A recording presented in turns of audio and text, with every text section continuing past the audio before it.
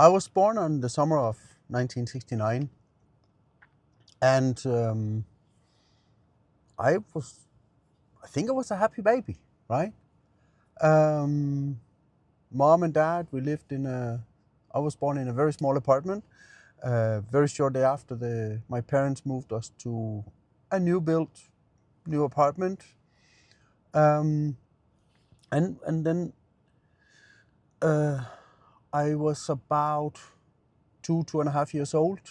So in the winter of 1972, my father and mother had a disagreement about some things that was dear to both of them. It ended up with my father wanting to leave the house. Um, they have never talked much about it. I can only imagine, right? But my mom never talked bad about it like that. Uh, of course, they have not been happy, and my father leaving the home cannot have been a pleasant, in any shape or form, experience for my mom. Um, so, of course, as a small baby for me, being 2.5 years old, there must have been some emotions involved with that also for that little baby. Then 2, 3 weeks later, my parents decided that they wanted each other. So everything was turning for the better. My dad moved back in. He was basically in a hotel somewhere. Um, and then everything was apparently good. In the summer of 1972, I was 3 years old. Um, all of a sudden, I was struck with the biggest hay fever of my life. Of course, it was the first one, but it was like bad hay fever. And remember back then, antihistamine, to my knowledge, wasn't a known thing to the medical society. In the beginning, my mom told me that the doctor gave me a mild sleep medication to relax. Nothing helped. I was deeply sick. I started developing asthma. During my younger years, I was very, very sick from hay fever and asthma. Uh, Many things attacked me. I was tested, those um, tests where they put a substance from an allergen and poke a hole in your arm, and so it can be absorbed, and they measure the inflammation, the redness of the skin, and use that as a indicator of what I am allergic to. And I was like allergic to 95% of the substances that they put to my body. So they tried with everything they could. Back then, the nutrition part wasn't the biggest thing, but they really tried, my parents. They put hardwood floors in my bedroom. They put allergic bed linen for me. They really did. My parents did an earnest effort to help me. Drove me to whatever doctors they could find to see if they could alleviate my symptoms. Even into my teens, I was hammered all summer. As soon as the birch trees, the pines, or whatever, I was down and out, man. I always kept, back then, an inhalator was the size of 2 chicken eggs. We called it the egg. And it was a bulky thing. You had this capsule with inhalating powder. You had to put it into them and break it, and then inhalate the powder. And it tasted like you would imagine that detergent powder would taste. It was blah. I remember that so badly. But it helped. Later we got the smaller inhalators that you know today, that we give every second kid on the planet for whatever reason. Life went on. I got married, as you know, I got kids and so on. Even one time early, my wife would like to have a cat. I knew I was allergic to cat, but not all of them. So we tried. We had a cat home for, like we said, okay, to this owner, yeah, can we try the cat because John is allergic? And yeah, no problem. And I was so sick all night. I couldn't breathe. I mean, I was snotty and eyes running and everything. Horrible. And I was studying already there the health and because, health and nutrition and so on always been my interest. And I was taking a class. I was deeply looking into the beginning of the EFT and other modalities. And I learned about this. I think they called it exposure therapy. And I started to analyze my situation. And the story I just told you, I haven't been aware of until much later in life. Because I started what could happen, what would have done it, could be potentially the reason why I was so sick.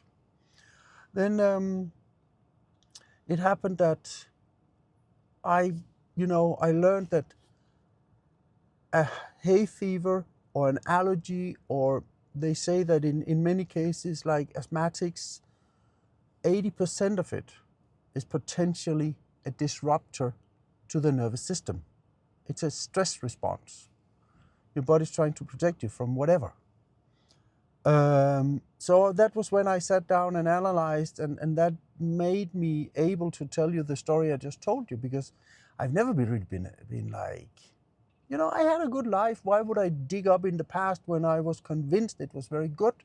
And I only have happy memories from my entire childhood. Happy parents, happy house, happy puppy and dog. I thought we were living the good life. That was my interpretation of it. But still. Then I did a lot of EFT tapping, did some exposure therapy on myself, luckily. I read a lot, I studied a lot. And within 1 year, I was symptom-free. It was such a delight. To this day, and this is like 20 years ago, I haven't had hay fever since. I haven't had asthma, not even a hint of asthma. And I used to go with the ambulance to the hospital because I was like, I couldn't breathe.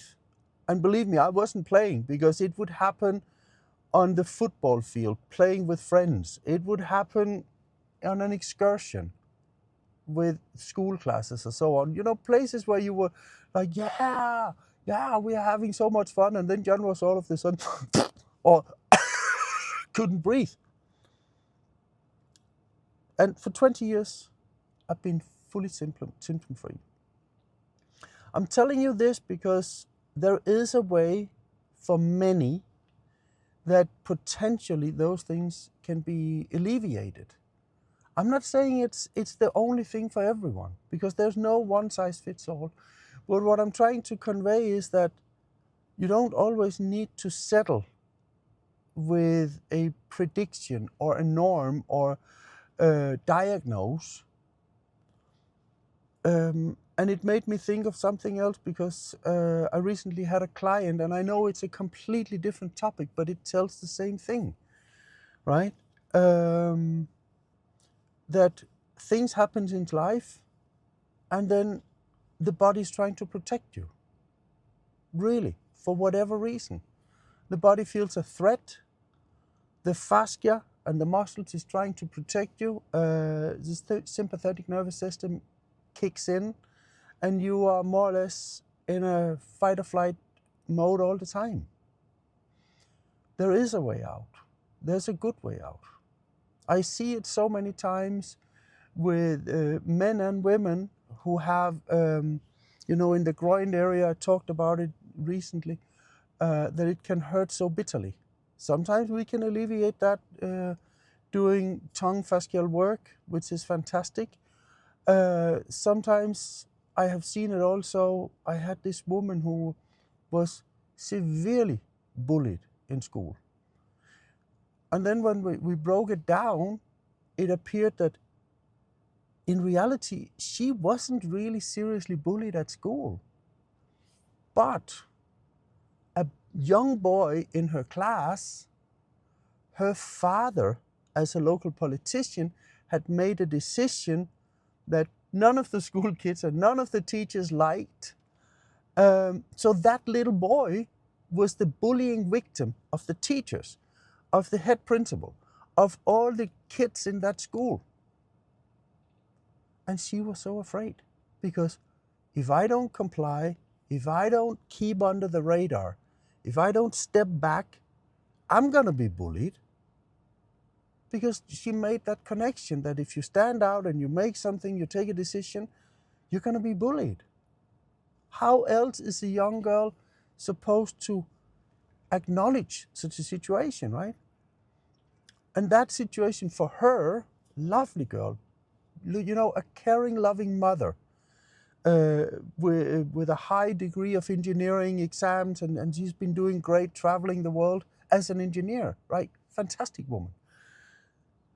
And she's been so sick, and she didn't dare to exhale in life, or excel, really go out there and go get it. She has all the potential in the world, but she kept back. She didn't dare. And she told me, you know what, John? The reason why I wanted to have this engineering degree was so that one day those effing bullies, they would have to come to me and ask permission for a day off. I was like, I really had to, okay, yeah, I get the point, right? Seeing another young boy being bullied made her life career. It forced her into, or she decided to go that way, because if she was the highest educated in school, logic that she would be the one in charge. She became the one in charge, but she couldn't be the hard person. She was naturally more like, I guess like me, like an empath, a person who really wants to help people for the good of people, for human beings, that you want to take care of them, right? And she was crying, because she said, I feel so horrible, but I'm trying to do my best and I'm trying to do good for other people, but it's just so hard. So we worked on these things, and she realized it wasn't about her, it was about that poor boy at school.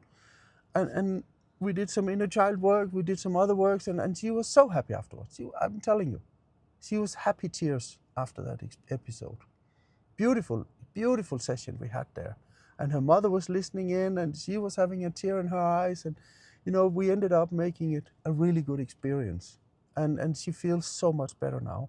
And now she's ready to go and get it. Because she said, no, I want to step back. So things that happens to us emotionally, stressfully, traumatic, will have an impact. I have had the last years, I have seen this so many times. People come with ailments, back pain, and they say, like I told you before, one said, can you just fix my headache? I can give you a painkiller. But we could also look at the underlying issue. What is the body trying to do? I had one specific, or I have had 3 of them now, with what we call Viking's disease. It's also called Dupois syndrome. And it's forming like hard knots in the palm. And the thing that normally has been, they have given up again now in many hospitals, they would simply cut open the palm, open up the skin, cut away the fascia that was knotted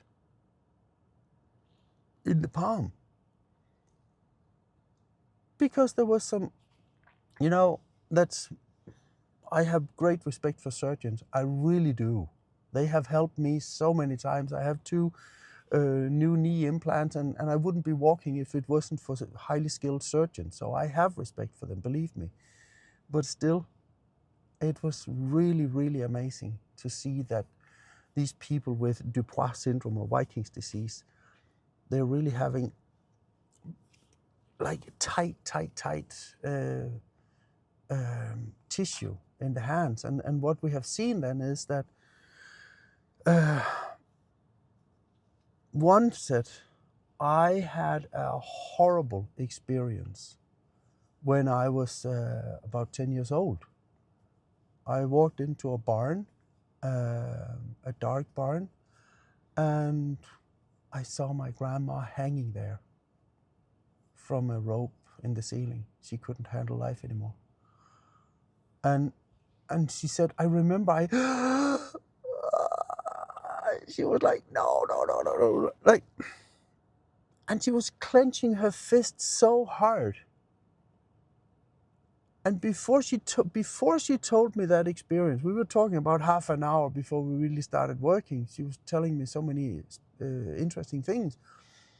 And I noticed that her one way of articulating and modulating her speech would be like, she was like clenching her feet, not like a threatening, but she would always clench her fists hard to do something, to express some emotions or whatever. So I noticed it for her after she told me that experience. I said, do you know how you actually articulate your expressions? No, what do you mean? You're clenching your fists hard all the time. No way, am I? Yes, you are. You're really trying to. So I have really worked hard on that one, investigated a lot on how I could do it better for her. So we opened up a lot of it. It's going to be a long treatment because it's really, really tough for her. And the hospital have cut so much that fingers are molested, they don't work well and so on because of cutting and scarring now. Poor person. So experience in life will have and can have a strong effect on later ailments, physical ailments. And I'm asking you a favor. Would you please be so kind to tell me if you have something similar that we all can learn from? Because I am learning, I really am learning about this, and I'm doing my best, and I want to help more people to feel better, right? And I can only do that if I learn more, if I listen more, if I ask questions, so I can up my knowledge about these things. So I really urge you, tell me if you have something that relates to this.